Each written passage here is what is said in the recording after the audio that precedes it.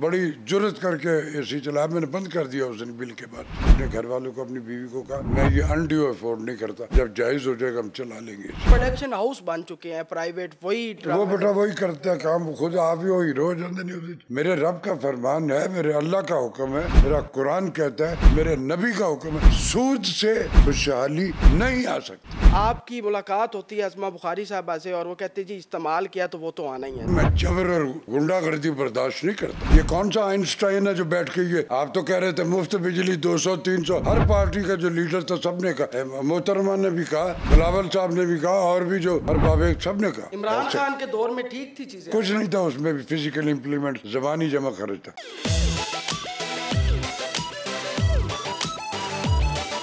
अस्सलाम वालेकुम पाकिस्तान, मैं हूं आपका मेज़बान ज़ैन आसी और आप देख रहे हैं GNN स्टूडियोज़ पॉडकास्ट। आज मेरे साथ पाकिस्तान के सीनियर अदाकार और हमारे एसेट हैं, लिविंग लेजेंड राशिद महमूद साहब मौजूद हैं। सर बहुत शुक्रिया, आपने अपना कीमती वक्त दिया। मेरा बेटा वक्त जो है मेरी नेशन ही के लिए है, इसी ज़मीन के लिए है। ये मेरा प्राउड है कि आई एम फ्रॉम पाकिस्तान। मैं इससे रिलेटेड हर चीज़ जो है, मेरी जान भी हाजिर है उसके लिए। बतौर पाकिस्तानी मैं आप शर्मिंदा भी हूँ और आपसे माफ़ी भी चाहता हूँ कि जिस तरह आपके साथ हुआ, आपकी एक वीडियो जब आई और इस तरह बिजली का बिल जो है एक ऐसे लिविंग लेजेंड को जो हमारा फ़ख्र है उनके साथ, और फिर आपकी मुलाकात होती है अज़मा बुखारी साहबा से और वो कहते जी इस्तेमाल किया तो वो तो आना ही है। तो ये नहीं, मैं उनकी इस लॉजिक से एग्री करता हूँ। मैंने इस्तेमाल किया तो मैं दे तो सारी ज़िंदगी दिया मैं, लेकिन मैं जबर और गुंडागर्दी बर्दाश्त नहीं करता।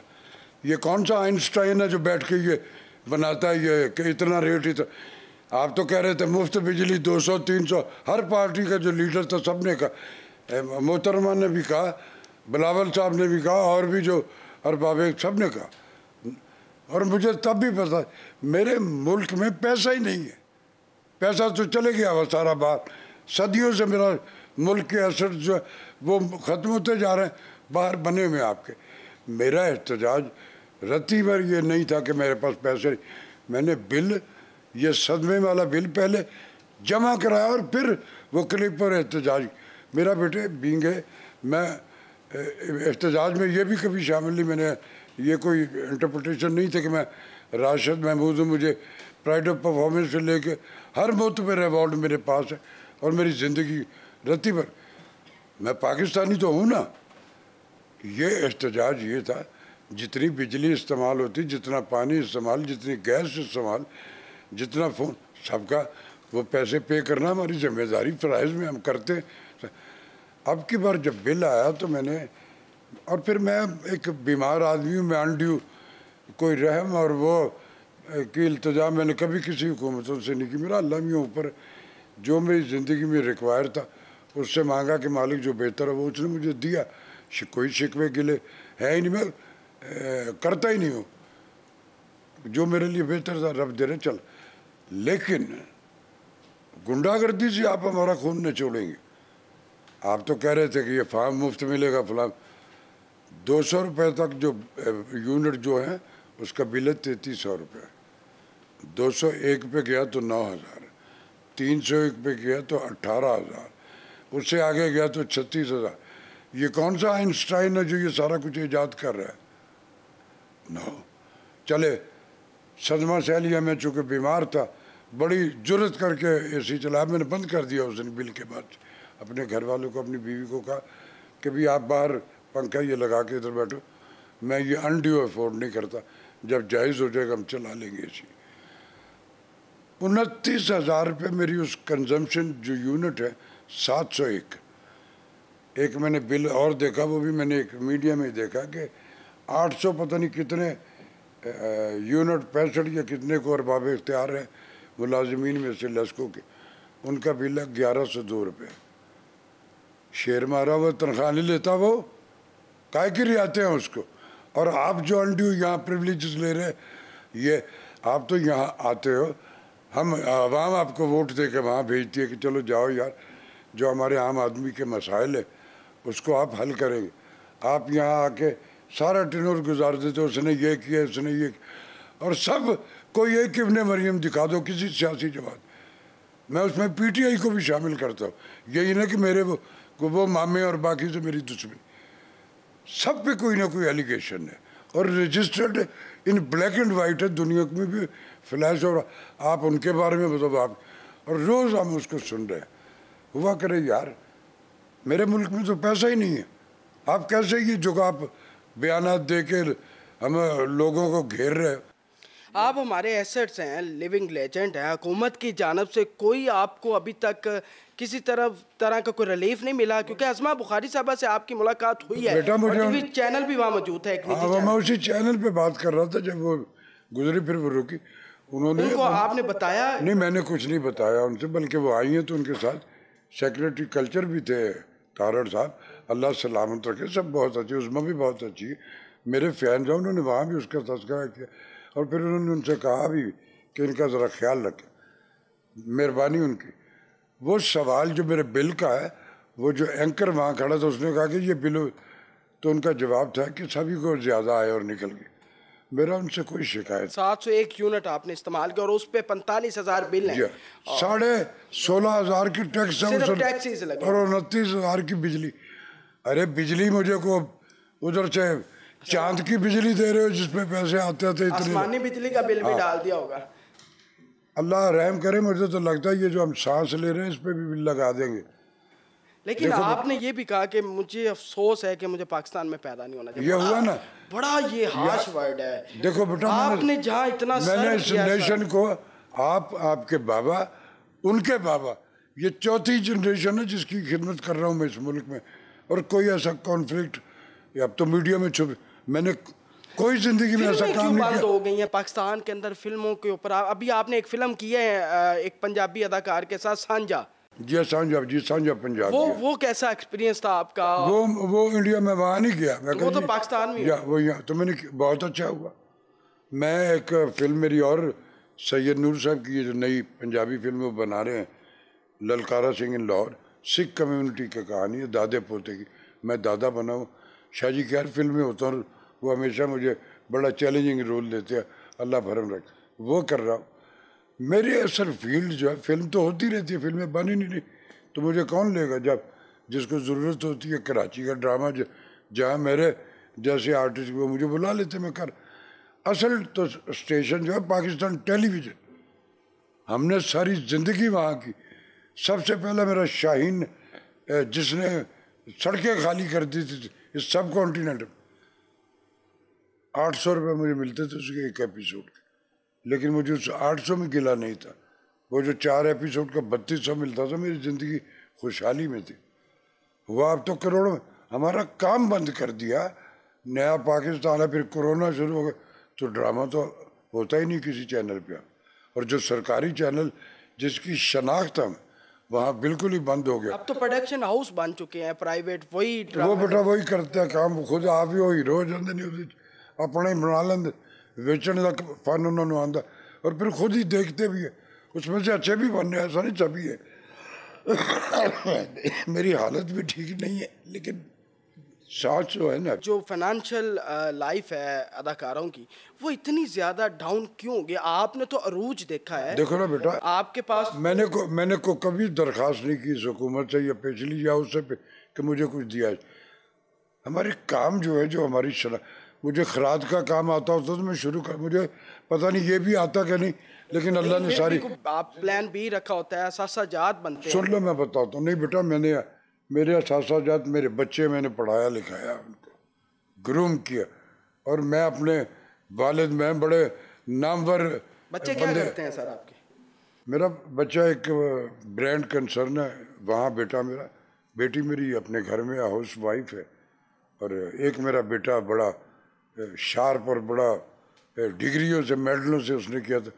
वो कतर एयरवेज में दोहा एयरपोर्ट पे बड़ी एग्जीक्यूटिव पोस्ट पर, 26 बरस उसकी उम्र थी टोटल, अल्लाह मियाँ के पास चला गया।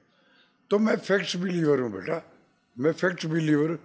मेरे औलादे जो होती है, ये पेरेंट्स के पास रब की अमानतें होती, और जो अमानत होती है उस पर आपके राइट्स नहीं होते, केयरिंग होती है कि जिसकी ये अमानत है, जब वो वापस मांगने आए तो उसको एज इट इज़ मिलनी चाहिए, जैसी उसने मेरे पास जमा करे। तो मैं बड़ा फैक्ट्स बिलीव। मेरा बेटा गिला सिर्फ ये था कि आप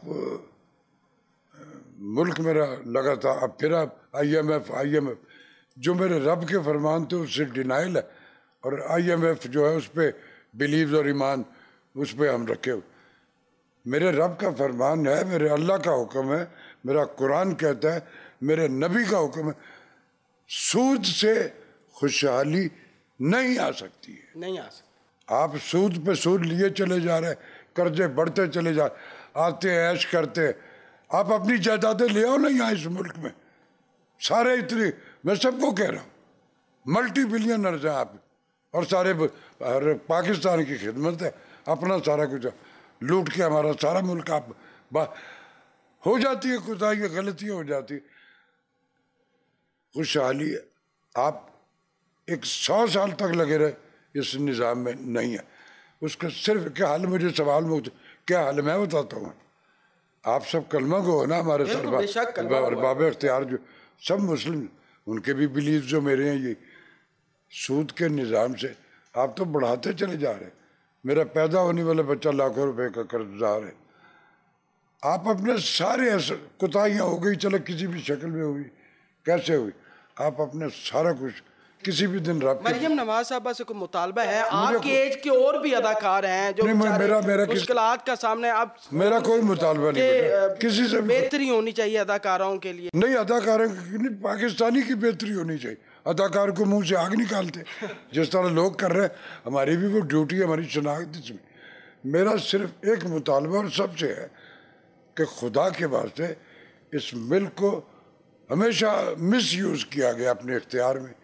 आपने खुशकुन नारे दिए, ये होगा ये, और जब हमें लग रहा होता है कि ये काम करेंगे तो कंपाउंड आए होंगे साढ़े को। इमरान खान के दौर में ठीक थी चीज़ें, कुछ नहीं था उसमें भी, फिजिकल इम्प्लीमेंट ज़बानी जमा खर्च था, लेकिन उस दौर में कोरोना वोना कभी था कुछ। अब उनका इमरान खान साहब के मैं बड़ा फ़ैन हूँ, उनका सबका हूँ मैं, लेकिन मैं नवाज साहब के भी फ़ैन है आप? बिल्कुल, मैं क्यों, मेरा पंजाब का, लेकिन मैं उनकी ज़ात तक आपके उसकी जो आउटपुट है वो भी तो आपसे रिक्वायर है। आपने जो नवाज शरीफ के दौर में आर्टिस्टों को तकलीफें नहीं थी, वो बड़ा प्यार करते थे। अच्छा, हाँ, नवाज शरीफ के दौर में? जी हाँ। फिर वो जो हमारे क्या थे, वो जो बेचारे इंतकाल कर गए, अब देखो अब नाम भी मुशर्रफ साहब। ये जो चैनलों की भरमार है, ये सारा उन्हीं का दिया हुआ फैज है। उनके दौर में ये सारा कुछ हुआ, सबको मिला, और फिर आपके पास एक आज़ादी इज़हार के नाम पे एक कुव्वत आ गई और आपने बोलना शुरू किया। फिर उसमें आहिस्ता आहिस्ता ये हुआ कि मेरे चैनल भी सियासी एफिलेशनों में आ गए। जब आप रब की एफिलेशन से हट के अपना रास्ता बनाते हो तो वो लॉन्ग लाइफ नहीं होता है। आपको सार मेरी एक मुझे हर जगह है, तो फिर क्या कैसे ठीक होगा मुल्क? हम तो मजदूर लोग हैं, हमारे जो कमाई होती उतरी। अब इस जो दौर में जो 4 पैसे मैंने जोड़े हुए थे, दाल रोटी बिलों में बीमारियों में चले गए, ख़त्म हो गए। लेकिन मैं चूँकि मोटिवेशनल स्पीकर भी हूँ, मुख्तलिफ यूनिवर्सिटीज़ में बुलाया जाता है मुझे, बेशुमार मास कम्युनिकेशन के बच्चे हैं जिन्होंने मेरी एफिलेशन में डिग्रियाँ की है, उसमें NCA के भी है, उसमें GC यूनिवर्सिटी के, उसमें पंजाब कॉलेज, सबको आपने मुझे 1000 बार दे। तो मैं जब ये काम में जाता हूँ तो बहुत ज़्यादा नहीं, सब जगह, लेकिन कहीं किसी जगह से मुझे वो एक लिफाफा जो है ना, वो भी तो वो जो कुछ मैं करता हूँ उससे मेरी दाल रोटी चल। वैसे कौन सी डिजीज़ अभी आपको है, आप समझते हैं? बेटा मैं मेरी हार्ट प्रॉब्लम है। हार्ट प्रॉब्लम 4 बार हुआ, लेकिन ये जो लास्ट वाला हुआ था उसमें मेरा ये बाजू और टांग पैरालाइज हो गई। लेकिन मैं जब बीमारी के बाद भी देखता हूँ कि मैं मरा तो नहीं, बच गया। डाले थे स्टंट, मैं किस्सा सुनाऊंगा तो जान निकल जाएगी इसकी, लेकिन मैं उसको पी गया हुआ, मैं उसको बंद रखता। स्टंट वाला जो किस्सा ये 2015 में पहली बार जब मुझे हो, तो हुकूमत वक्त के हमारे साथियों, हमारे कबीले से है, कमल नुमान साहब से पहले वो अस्पताल में कार्डियोलॉजी वो आई थी। वो भी उनकी खबर तब तक उस वक्त हुई जब मैं को 2.5-3 लाख रुपया अपने लगा चुका। फिर उसके बाद सलमान रफ़ीक साहब, अल्लाह भी उनको सलामत रखे, बड़े कमिटेड पर्सन है, वो भी आए थे। और उन्होंने अब वहाँ जो डॉक्टर थे उस वक्त बस जो मेरा इलाज कर रहे थे, उनके एटीट्यूड पे, लेकिन मैं चूँकि जब मरीज़ जो होता तो हम जो सराउंडिंग में से जो आपको ओवर डू लग जाए, आप कहते हैं कोई बात नहीं यार हमारा बंदा तो बच जाए ना, तो इस तरह की कैफियत में होते हैं। स्टंटों के भी पैसे पता नहीं काहे काहे के मैंने दिए हुए थे। वो जब आए सलमान रफ़ीक साहब, तो उन्होंने कहा कि इनका राशिद साहब का भी इलाज सारा हुकूमती सतह पे होगा। मैंने कहा जी बड़ी मेहरबानी। वो जो डॉक्टर साहब थे उन्होंने अगले दिन जब मेरे टेस्ट लिए तो उसको इनको क्योंकि सारा स्टंट वंट वही पैसे लेके हम सबको दे रहे थे, दवाइयाँ भी उनके रेफरेंस से लेते थे। उनको छुट्टी उनको समझ आ गई नहीं कि अब खांचा लगेगा नहीं, वो तो आके सरकार कह गई। अगले दिन मुझे छुट्टी दे दी उन्होंने कि आपको बस ये दवाइयाँ खाइए और चल। मैं आ गया और मेरा दिल बड़ा दुखा, लेकिन मैंने किसी से गिला नहीं की। लेकिन अल्लाह है ना ऊपर के मकाफात अमल जो है वो तो रब के अख्तियार। अगले दिन पता नहीं उनका क्या कॉन्फ्लिक्ट हुआ, उनको जॉब से निकाल दिया गया। मैं घर में बैठा हुआ था और मैंने कहा कि मेरे रब तो है ना सबके साथ। आज वो पता नहीं कहाँ कौन, फिर उसके बाद मैंने आज तक उनका नाम भी नहीं सुना। जो अमल मैं कर नहीं रहा बेटा, और मैं तवक्को रखे हुए कि इसका रिएक्ट मुझे मेरी ख्वाहिश से ऐसा होता नहीं। हज़रत आदम को जब जन्नत से ज़मीन पे उतारा गया तो मेरे उस मालिक कुल ने, मेरे रब ने पहले ह्यूमन बीइंग पे ये फिज़िकल इम्प्लीमेंट्स कर दी। क्या ह्यूमन बीइंग तेरे एक्ट का रिएक्ट तुझे मिलेगा। हम आज भी ख्वाबों में हम वो कर नहीं रहे जिसका रिएक्ट कभी भी नहीं। सूद का निज़ाम जिस नेशन और जिस उसमें वो उस जंगल से वहाँ कभी खुशहाली या जो आपके, उसका सिर्फ एक हल है, करोड़ों अरबों खरबों के असर चलो, अरे ले आओ ना यार इस ज़मीन पे, आप कहीं भी चले जाओ, आपकी जन्मभूमि ये ज़मीन है पाकिस्तान, शनाख्त भी वही हो जाती है। कुछ किसी ने कैसे किया वो अल्लाह को जवाब देगा, हमें तो नहीं दिया किसी ने, ना देगा कोई। आप बस ले आओ, अकेले बैठ के रब से अपनी कोताहियों की माफ़ी मांग लो। और रब कहता है दिल से आप मांगोगे मैं कर दूँ, नौज़ायदा हो जाओगे। ये नेशन जो हम गिले और गुस्से करते हैं एक दूसरे पर, वो भी भूल जाएंगे कि नहीं यार ये ऐसा एक बंदा था, उसने अपनी गलतियों का एहतसाब कर लिया, आ गया सब। जब सारे यहाँ आ जाएंगे तो हम लोगों को कर्जा देने की पोजीशन में हो जाए। आप तो मल्टीप्लाई करते चले जाए। आप आते हो, सर्वाइवल आपका उन कर्जों पे है, और उसके बाद जब वो वापसी होती है तो आप हमारा खून न छोड़ रहे। मेरा एहतजाज ये नहीं था कि मुझे पैसे दो, मेरा बिल जाओ, मैंने पहले बिल जमा कराए। लेकिन ये जो गुंडा कौन है ऐसा साइंसदान ये जो खांचे ईजाद कर रहे, मर गए मेरे लोग यार, मर गए। मेरा वो एहतजाज ऐसे ही है। तकरीबन जो अभी एक रिसर्च है जमात इस्लामी ने भी इसको कहा है कि तकरीबन 2146 अरब रुपए की जो बिजली है ना ये बनी नहीं पाकिस्तान में, लेकिन उसका अदाव है, बिल हो रहा है। ये खांची है ना, ये उन आइंस्टाइन जो मेरे मुल्क के, ये उन साइंसदानों, भी नहीं बिजली, हाँ और उसका हमने बिल दे रहे, ये उन साइंसदानों का। और फिर सब देखे बिजली का सब हमारे ये सारे बड़े नाम है, इनके किसी के 18% शेयर है किसी। अरे ये मालिकान तो आप अल्लाह के पास नहीं जाना, आप ये सब कुछ ये, इनको जन्नत में घर नहीं चाहिए, मुझे जन्नत में एक छोटा सा प्लॉट चाहिए, और मैं जब रब के आ जाऊँगा मुझे मिलेगा इंशाअल्लाह। मेरा घर वहाँ बनेगा, यहाँ जिसमें रहूँ गुजर रहा है, चला जाऊँगा मैं अल्लाह के पास। बहुत शुक्रिया जी राशिद साहब। और जिस देख सकते हैं कि एक लिविंग लेजेंड का ये हाल है और आम पाकिस्तानी का क्या हाल होगा। हुकूमत पाकिस्तान को सोचना चाहिए। हमने राशिद साहब से बड़ी खुल के बात की और उन्होंने भी जो यहाँ वक्त पाकिस्तान में गुजारा और आज वो अफसरदा भी हैं, हमें उनके लिए दुआ भी करनी चाहिए। हुकूमत पाकिस्तान को भी उनके बारे में सोचना चाहिए। अपने मेज़बान ज़ैन आसिफ को इजाज़त दें। अल्लाह हाफ़िज़।